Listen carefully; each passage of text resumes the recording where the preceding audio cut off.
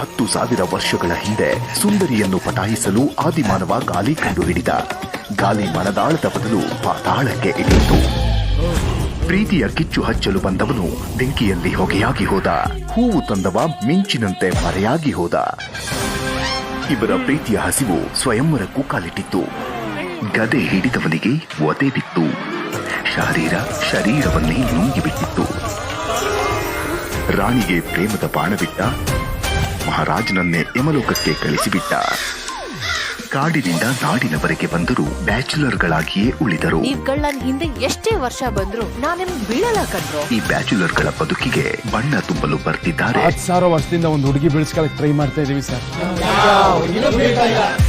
ನನ್ ಮಕ್ಳ, ನೀವೀಗ ಆಡಿದ್ರೆ ಆ ಹುಡುಗಿರು ಬೀಳೋದಿಲ್ಲ. ನನ್ ಸ್ಕೂಲ್ ಸೇರ್ಕೊಳ್ಳಿ, ನಾನ್ ಕ್ಲಾಸ್ ತಗೋತೀನಿ. ಭರ್ಜರಿ ಬ್ಯಾಚುಲರ್ಸ್ ಶೀಘ್ರದಲ್ಲಿ.